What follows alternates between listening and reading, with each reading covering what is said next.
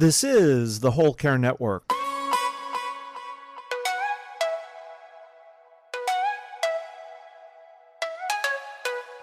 Helping you tell your story one podcast at a time. Content presented in the following podcast is for information purposes only. Views and opinions expressed in this podcast are solely those of the host and guest and may not represent the views and opinions of the Whole Care Network. Always consult with your physician for any medical advice, and always consult with your attorney for any legal advice. And thank you for listening to the Whole Care Network.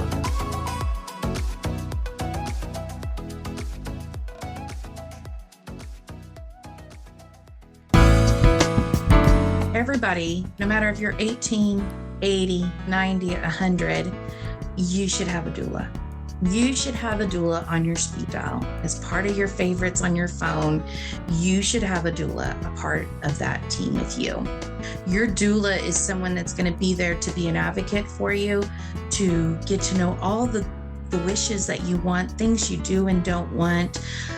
Someone that you will build a trusting relationship with, because doula work is about building relationships. This is the Heart of Hospice podcast with Helen Bauer. Today's guest is end-of-life doula Anna Adams, founder of International Doula Life Movement. Whether you're a family caregiver or an end-of-life professional, the Heart of Hospice is here to enhance your hospice experience by connecting you with information you can use about end-of-life care.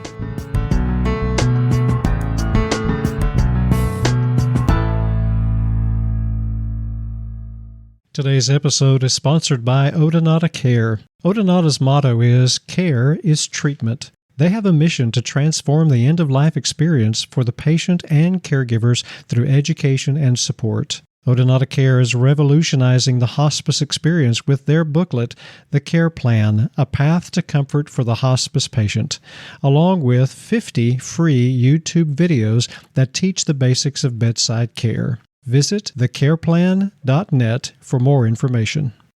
The sponsor for this episode of The Heart of Hospice is National HME. National HME is a direct service hospice durable medical equipment company. Using their proprietary software, Hospice Cloud Pro, providers can enter new patient information, order equipment, arrange pickups, and obtain real-time reporting, including order status and much more. National HME excels at providing service with care and empathy. To learn more, visit nationalhme.com. Now, here's today's episode. So you're probably going to hear some words today in my interview with my guest that you haven't heard before. Doula, weird word. End-of-life doula, death doula. If you're a hospice or an end-of-life worker, then yes, okay, maybe you already know what that is. But if you're a person who's never heard of a doula before, you're going to get all the information and education you need today from my guest. Anna Adams is a certified end-of-life doula. Anna was a CNA as a younger person, and her first experience with hospice was with her best friend, who asked Anna to help her care for her cousin. Since then, she's cared for and helped thousands of families that were going through their own end-of-life journeys. She's worked in a hospice inpatient unit and as part of a hospice crisis care team. She is a certified end-of-life doula and an end-of-life educator. She currently works with 2 hospice agencies in San Antonio, Texas. She's the owner of Savior Doula Services and the founder of the International Doula Life Movement. You're going to get an education today on what a doula does, how they work with seriously ill and terminally ill people, and just an all-around picture of the role of a doula and the potential, the possibilities for things that they can do to support a person and a family through a serious illness.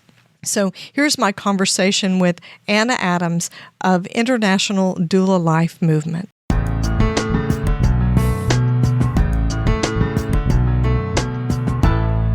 Anna, it's great to have you on the podcast today. Welcome. Thank you. Thank you so much. I'm glad to be here with you. unlike most of my guests, you and I have actually met in person, which is wonderful. Yes. Yeah. So last time I met you, we got to know each other. We exchanged work ideas and some planning and collaboration, got to give you a hug on the way out the door. So it's really nice to get to follow up with somebody that I've actually met in person. It's a wonderful. It's not often that I get to talk to somebody that's actually not that far away. 6 hours in the podcast world, that's not that far away. So it's nice. It's awesome. Okay, Yeah. so here's an icebreaker question just so my listeners can get to know you. So you live in San Antonio, Texas, which is one of the most historic cities in Texas. What place would you tell a visitor to go and visit in San Antonio? What's your favorite place to visit? That's a good one. I really love, we have a little historic district that's kind of off from downtown. And the name is not coming to me, but it's a beautiful historic district that you can just kind of get lost into, just not just being right in the middle of downtown. The different historic districts around there are really, really beautiful and have fabulous restaurants and little things to do. So, the food definitely in San Antonio. Wow. I mean, the historic stuff is great. The Alamo is there. There's a deep, deep history for the state of Texas and San Antonio. But the food, man, you will never be the same. Yeah, that's the place to eat. Between the barbecue and the Mexican food, you're golden for you're golden. days. Yeah, you can't miss. So we're going to be talking about something that gives you a lot of joy. A lot of joy. It's the purpose and the passion behind what you do. You are an end-of-life doula. Yes. So you work with folks who are seriously ill, those who are terminally ill, all the way up to their death, and then you work with their families afterwards. How in the world did you get into this work as a doula? Kind of unknowingly. That usually happens, I find, to a lot of us doulas. I was working with a friend of mine. Her mother, her sister had a daughter who had MS. And so I came in and I was helping with bed baths, and we just would have lovely conversations. And it was one of the most longest bed baths that I would end up going in a room and doing, because she was so young. She was in her 20s, and we would talk, and she would just really open up and share. And a few months after working with her, about 3 months or so, she went to the ER, and they discovered she had a heart condition. And so they ended up putting her on hospice, and actually ended up working. The hospice that she went on service with was actually the very first place I went and worked at as a hospice aide in their hospice, working in crisis care and in their inpatient unit. And then it just really honestly just transpired over the years. I would try to get away from it and run away from hospice world, but I kept getting pulled back. And over the years, especially as all the different changes that happens with insurances and the requirements, and just really saw that what I was already doing was that of a doula. And so I said, you know what, this is where I need to be at. And sure enough, when I stopped fighting the universe, I'm doing what I needed to be and supposed to be doing, everything has completely changed. Everything. It's just been a spiral whirlwind of good, positive changes. I think your experience like that is typical, very common among hospice people, end-of-life workers. You don't choose hospice. Hospice chooses you. Very much. Yeah. What it does is it recognizes your gifts and makes you realize that you have the willingness and the ability, the skill to step out and courage in these situations where a lot of people are very hesitant to go. So let's talk about the word doula, because it's a weird word. It's newer when it comes to healthcare, because make no mistake, a doula, a birth doula, a midwife, or a death doula or end-of-life doula, those folks are part of the healthcare continuum. They're not licensed and recognized by the government and, Medicare benefits, but that's not what we're talking about. They are part of an end-of-life team. So What would the definition be that you would give somebody for what a doula is?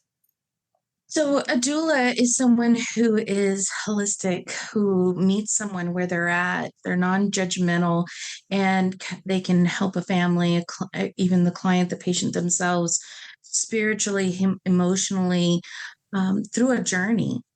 And it's a very sacred space of a journey that you're walking through. Yeah, so they're a guide and a companion who is very knowledgeable.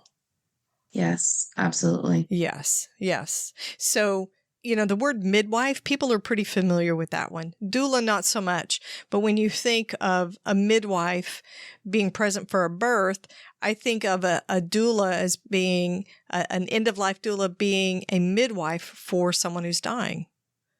Mm-hmm. It's just sort of reversing the process, the labor of giving birth versus the labor of dying.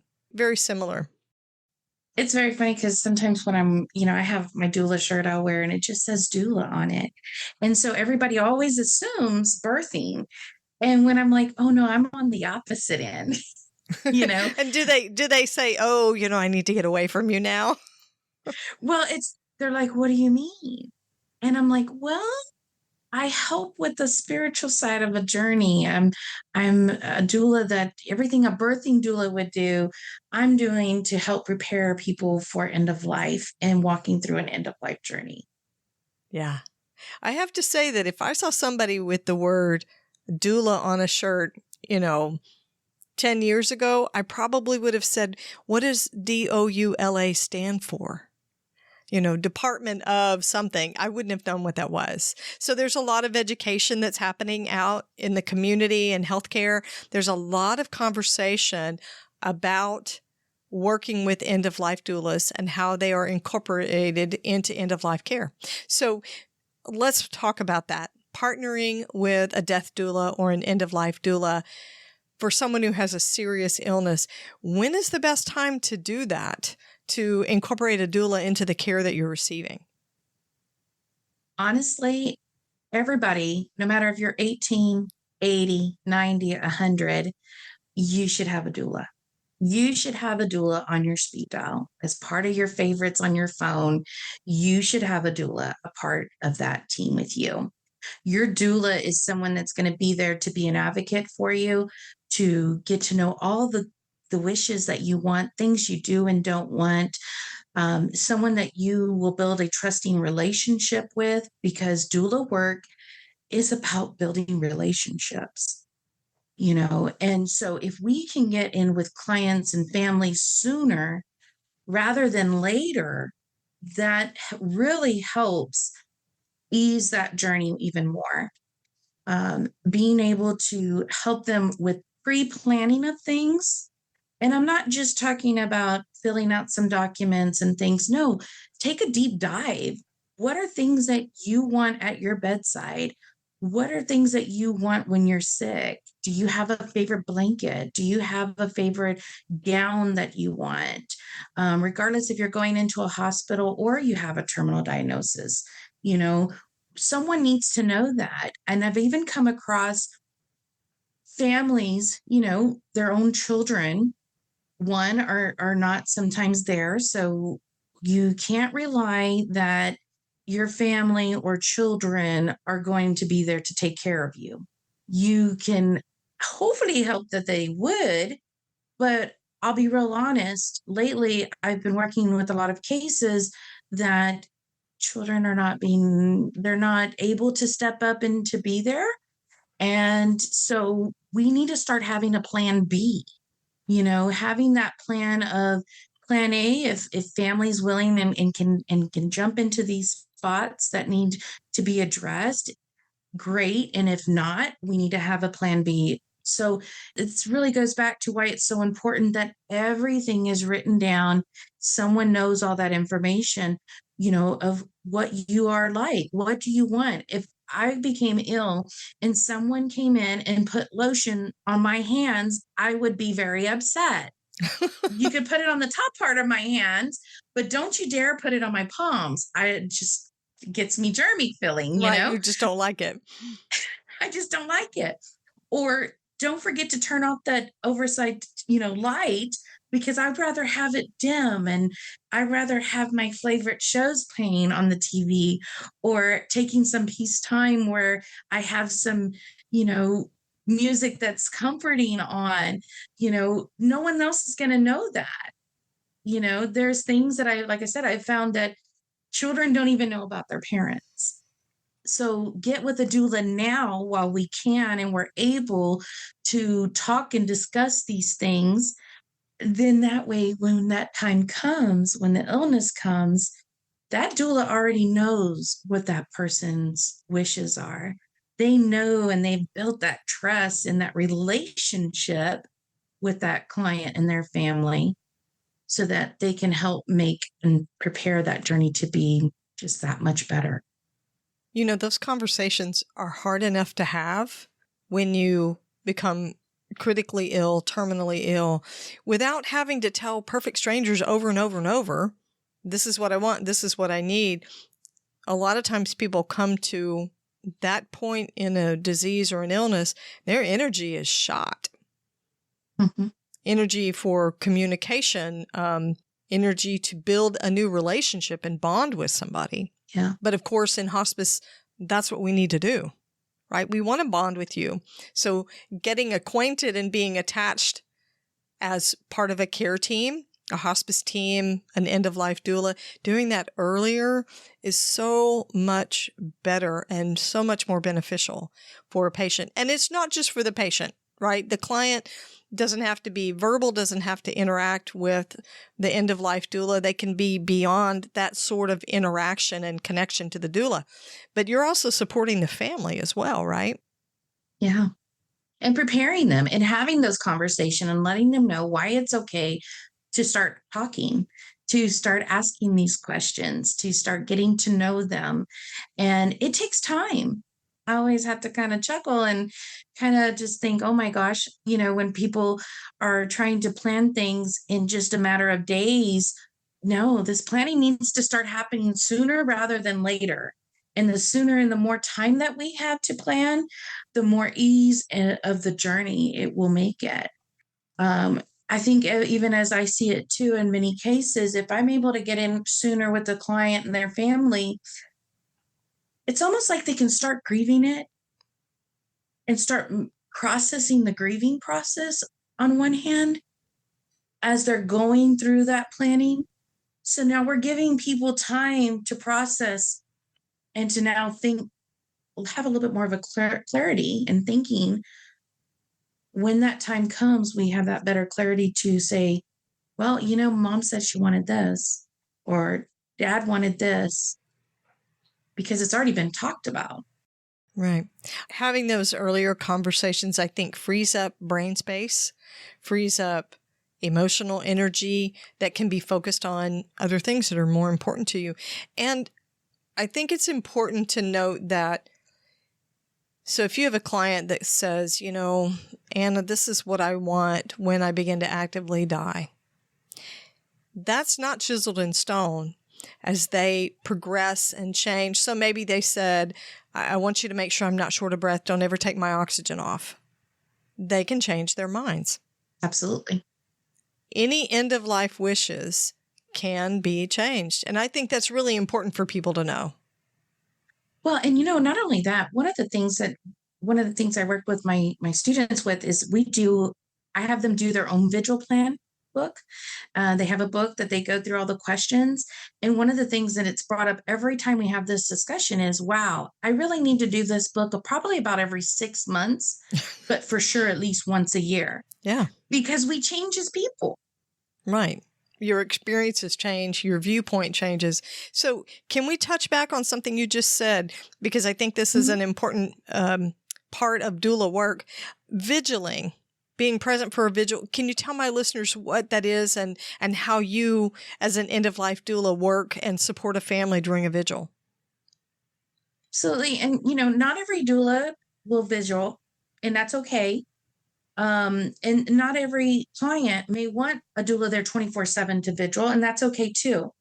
I find that a lot of my clients that I do vigils with are those who don't have anybody else, who maybe it's a couple and maybe they do have kids, but they're really far away and they can't make it here.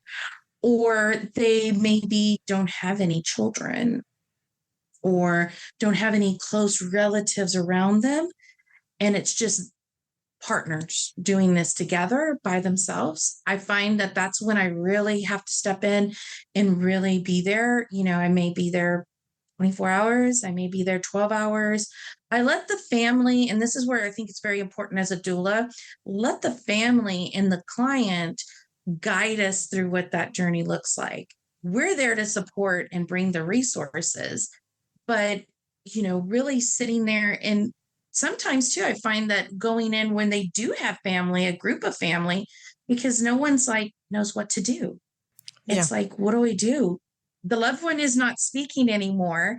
What do we do? So a doula could be able to be that person to start those conversations, to start the reminiscing of things that have happened in the past, their favorite memories, telling the stories, can really, really happen at that moment. So sometimes the family thinks, oh, well, we've got everybody here. I'll still say, you know what? I just want to come in for an hour and just visit with everybody or just pop in and do a quick visit.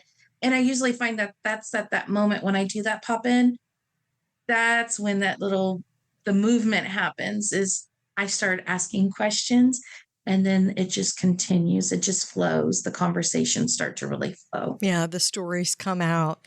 Tell me about your dad. Yeah. Tell me about the work that he did, things like that. So vigiling is basically companioning, but with the intention of providing a presence. Do you work with solo agers? Do you have people that don't have anyone with them, have no partners? Has that been in your experience as well? It has. And typically at that point, if I have someone who doesn't have any support system or anybody with them, when it becomes closer to that time, if they're in a facility, great. But a lot of times I may make that referral over to our nonprofit end of life home. Here in San Antonio, we have a abode. So I usually would make that referral suggestion out to the hospice, and then we can get the ball rolling and try to get them there. Sometimes I find that going into a vigil or being there at a vigil, there's just so many different things that happen and take place in a vigil, from the lighting to the scents to the what that person really wants in that setting and in that moment. And again, those can always change too with the family and the dynamics of things going on. The sponsor for this episode of The Heart of Hospice is Odonata Care. Odonata Care founders Nancy Hireman and Brenda Kazire are certified hospice and palliative nurses with over 40 years combined experience. They are experts in end-of-life care. Nancy and Brenda have created a 32-page booklet called The Care Plan, A Path to Comfort for the Hospice Patient.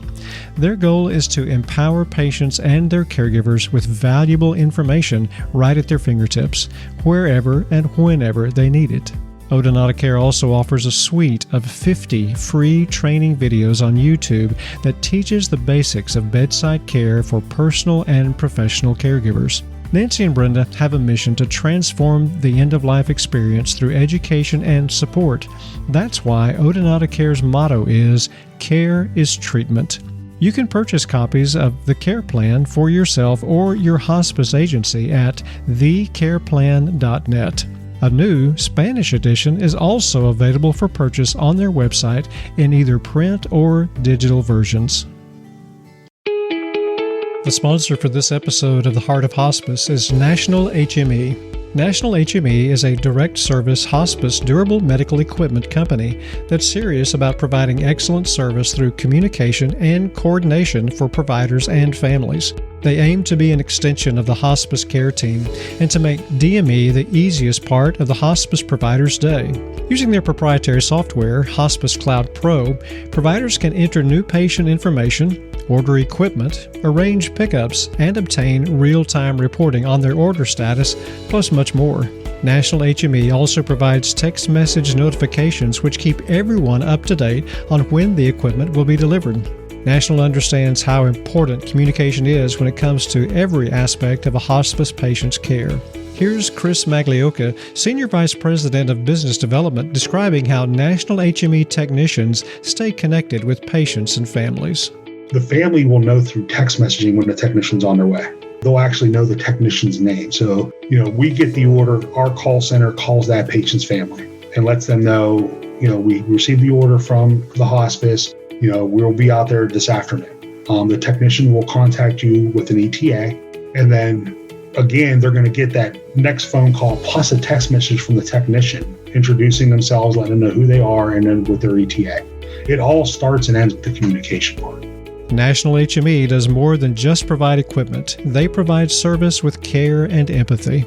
To learn more about the services provided by National HME, you can visit their website at nationalhme.com.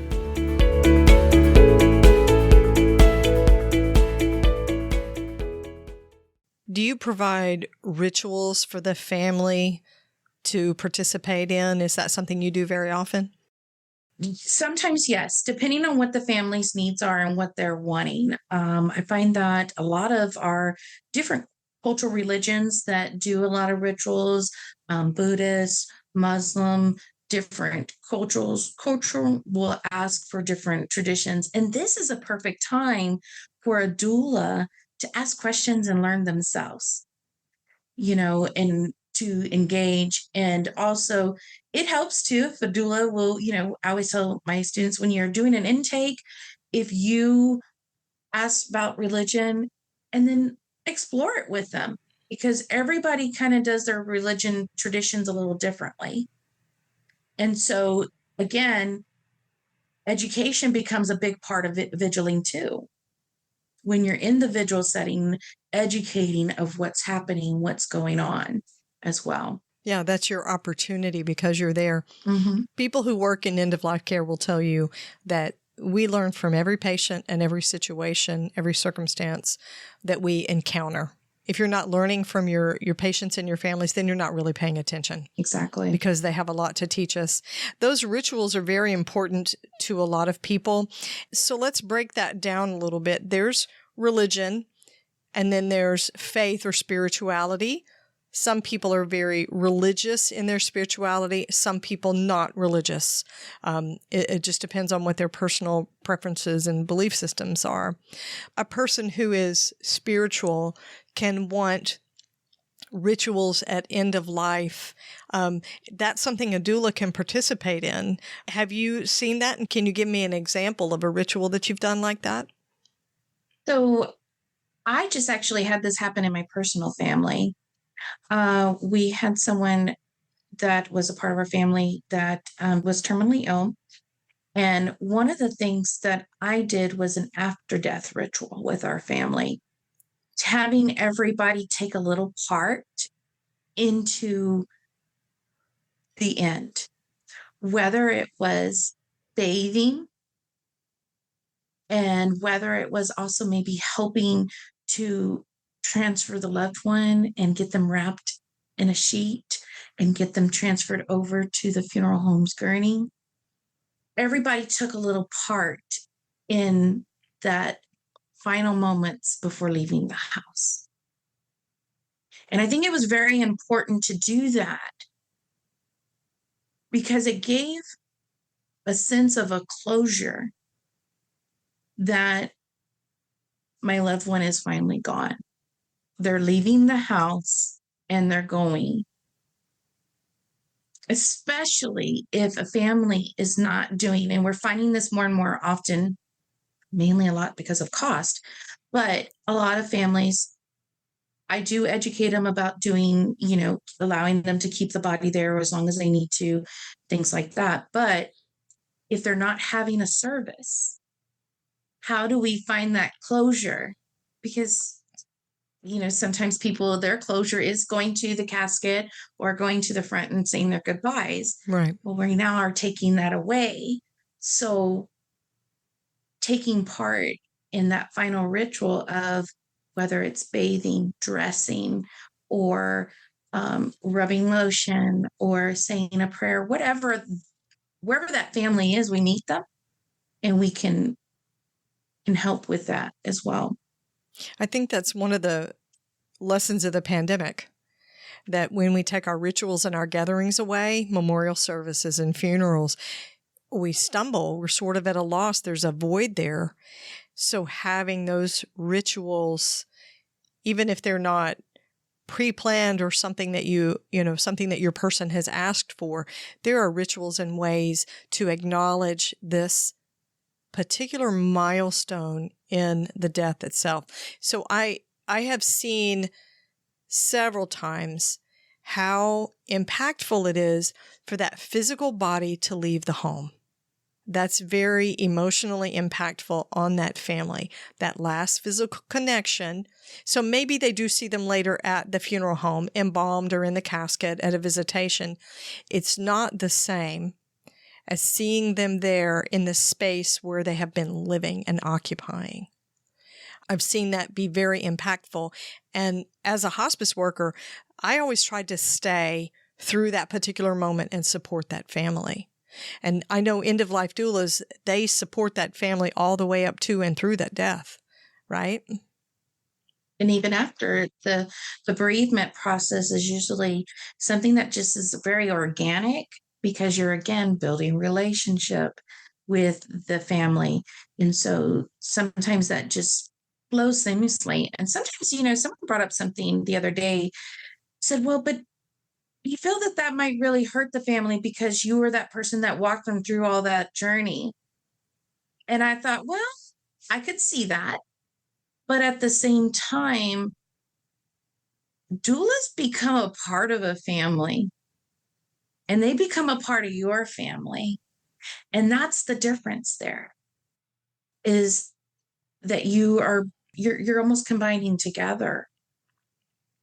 So all the clients and the responses that I have never been like they can't talk to me because I did that journey with them. I have them calling me, hey, how are you?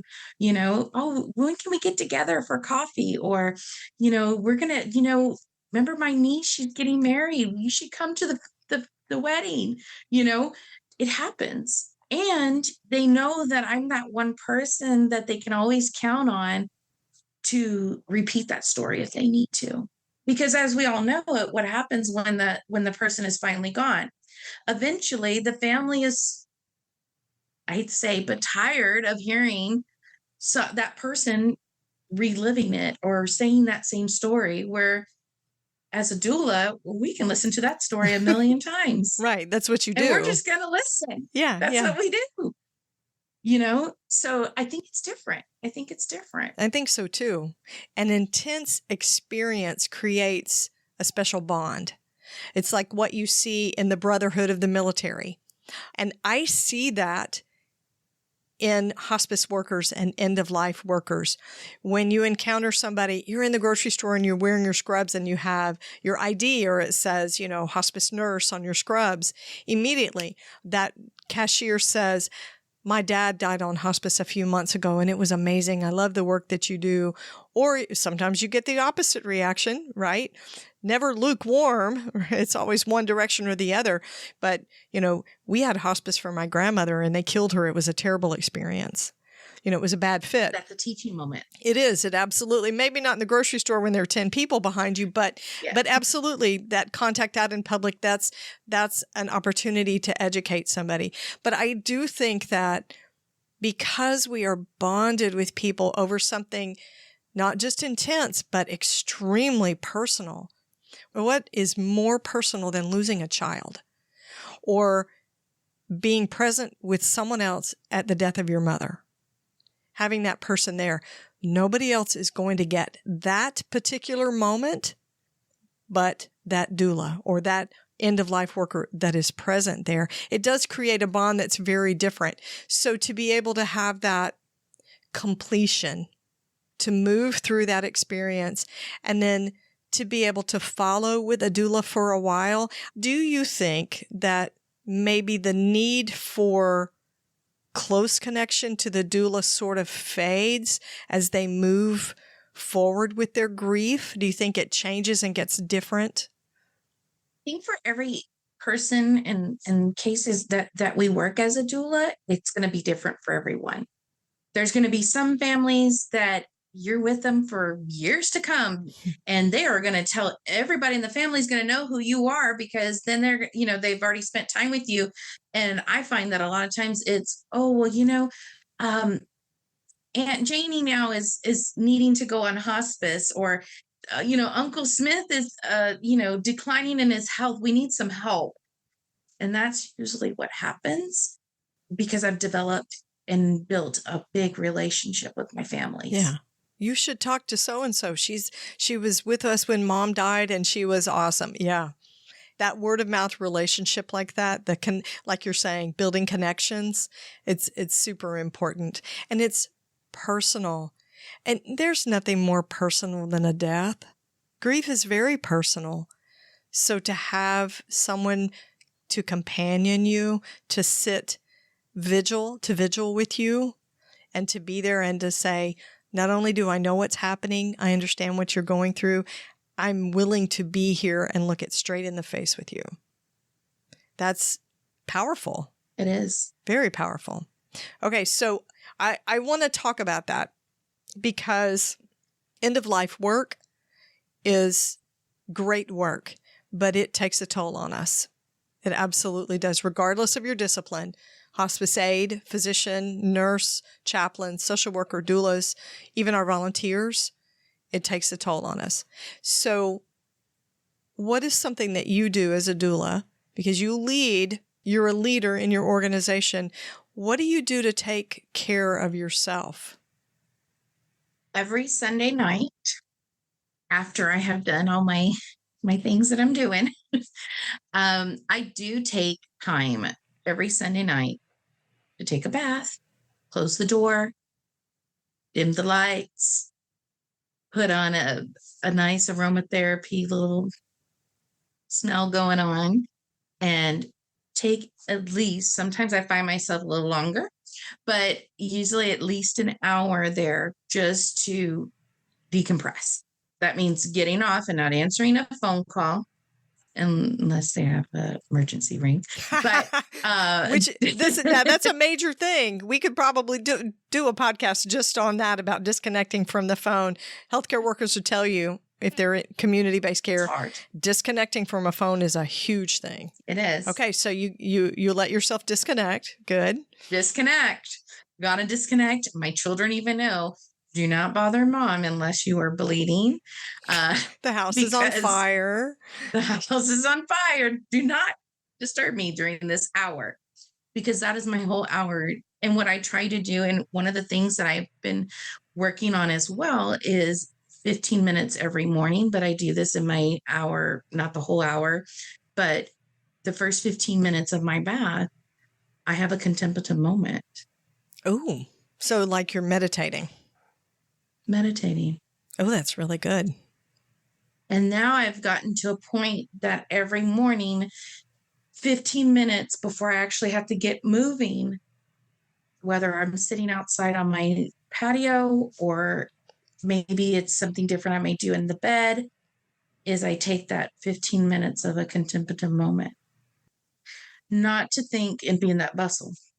When you say you have a contemplative moment, talk me through what your process is. Are you doing guided imagery? Do you have a recording that you listen to for meditation, or do you use music? What is it that you do? I start off with breathing. Breathing in, breathing out. And I do that for, good 10, 15 breaths, because we're always such in that hustle that even waking up, I started finding myself like, oh my goodness, I got to do this, I got to do that. Take that moment and breathe. Yeah. We need to breathe first. And then I have a couple of little things that I found online where I just put on a video, and maybe it's a breathing and they're thinking of different things. And you have to be grounded in this work. As a person, you've got to be grounded, because you're dealing with different things and they're not always the same thing that you're dealing with. Yeah, it changes from day to day. Exactly. And I've even started at the point too, when walking in to wherever I'm going, before I get out of the car, taking a second and taking a couple of deep breaths. Okay, now I'm ready to go. Yeah. We have a second to take a couple of deep breaths and then let's go. It sounds like it's a little bit of emptying. I'm going to open myself, kind of clear the slate, open my mind a little bit so that I'm walking in, I'm ready to be where they are at the moment. And the Sunday night thing is the same thing. I'm emptying, taking care of myself, and that way I'm ready to take on what's getting ready to come. Do you find yourself with this new habit of meditating, first thing in the morning, 15 minutes, do you find yourself having to work at that? Do you find yourself saying, oh, it's time to get up, I got to get going, I don't have time to do this, the meditative exercises? I'm a very busy person. So that's a yes. Well, but you know what? The first week was really hard. The first week was really difficult. And I'm like, oh, I just don't have time. Yeah. But if we don't stop ourselves even for 5 minutes to take a moment and ground ourselves with the work that we do, it just really makes that I notice a big difference in my day. Even when I'm done finally from working with a client, going home, before I get out of the car, and sometimes I have to pull over because my kids will kind of come out to the car, pull over and just take a moment and let it all out. So you create a space before you even get to your house, intentionally kind of pausing before you immerse yourself in your family. I've been working some really difficult cases lately. Mm-hmm. These cases I'm seeing what's happening now with our in this world of ours, and the cases are getting more difficult. And we have to ground ourselves so that we can continue to be of service to others. That's right. It's about longevity and thriving. The days of the Calgon, take me away, mani-pedi self-care, that's crapola. Day to day, visit to visit, taking that deep breath has to be intentional if you want to thrive while you're doing this, if you want to do it well, and you want to do it for any length of time. Absolutely. And it's so important to get in a habit. So I always tell everybody 21 days makes a habit, push it to 30 and it'll be a really good habit. So even jotting a calendar, and I put it right, before when I was starting, I put it by my sink, and I would have that very first check off. And so I would just check it. And something about us as humans, we like to do checks or put stickers on things. Yeah, getting a sticker. Yeah. So, and it became a habit. And so now I'm working with that habit.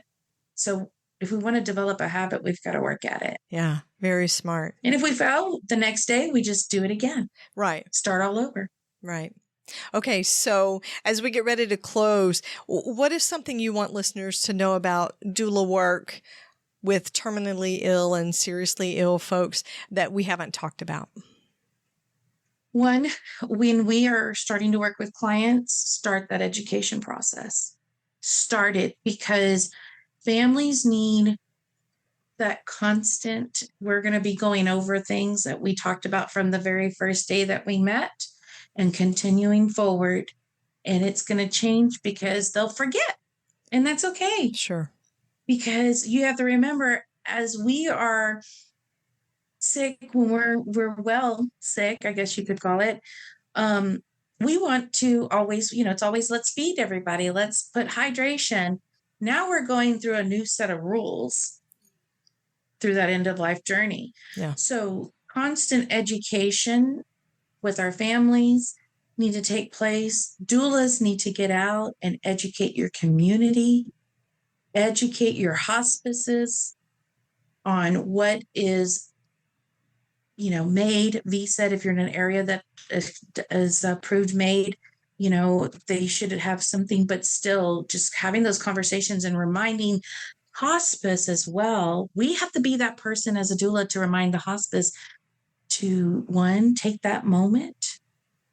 Don't rush through things, because we're all in this world of moving. We need to take a moment and just take a deep breath. Okay, what do we need to handle today? And reminding and teaching with the family. Again, like I said, it's just an ongoing process. So the biggest role of a doula is teaching and educating and being an advocate and just meeting people where they're at, no matter they're in that terminal illness, beginning stages, the end stage, or before it even happens. Yeah. Communication, education is key. This is number 1 of a 3-part series from International Doula Life Movement. So how can they connect with Doula Life Movement and see the work that you're doing and the education that you offer there? Yeah, so you can go to our website at www.internationaldoulalifemovement.com. Check out all the courses that we offer. And then we also have our Facebook page, which is just facebook.com/International Doula Life Movement. And Instagram, same thing. You'll see us, or you might even see our little abbreviation of IDOLIM. And we are on Instagram, Facebook, and of course the web. Awesome. I'll have links in the show notes. And of course, you'll be back with me for episode 3 of this series. We're going to have one of your colleagues in for episode 2 to talk advanced care planning. But it was great to talk to you today, and I'll see you soon. Thank you.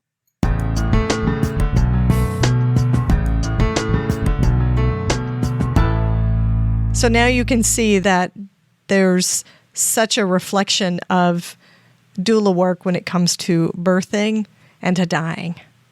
So many similarities. What a birth doula does at the beginning of life, the death doula does at the end of life. Companioning, advocacy, regardless of the age of the person, helping with advanced care planning, assisting in writing down the wishes and desires, and of course, encouraging that planning sooner rather than later, which is a conversation we have all the time in healthcare. Upstream planning, super important. A doula can be part of all of that.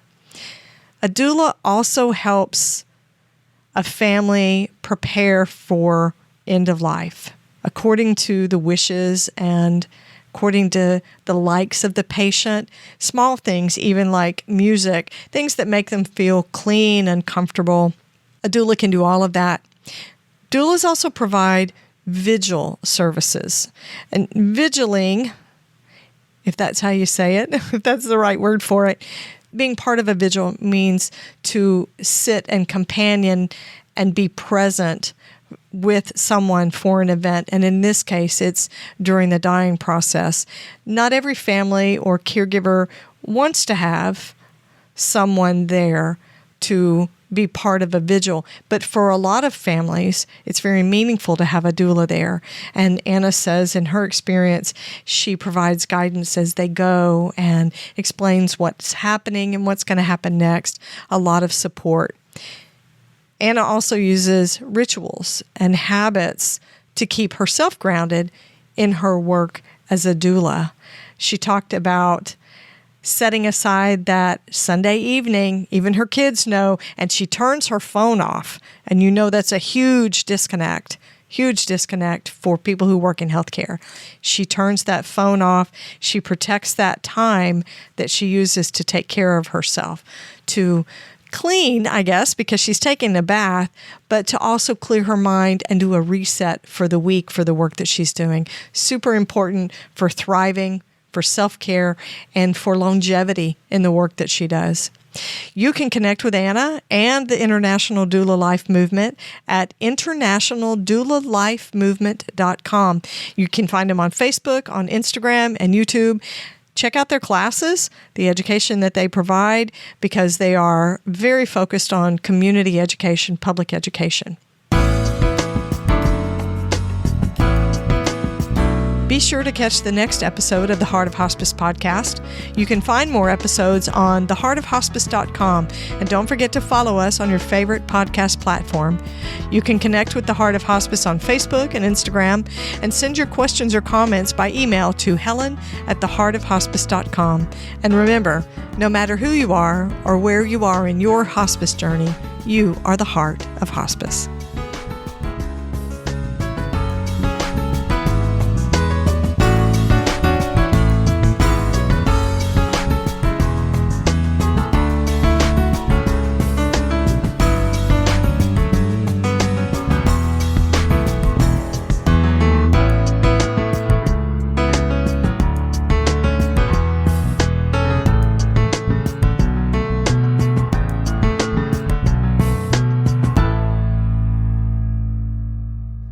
This is the Whole Care Network.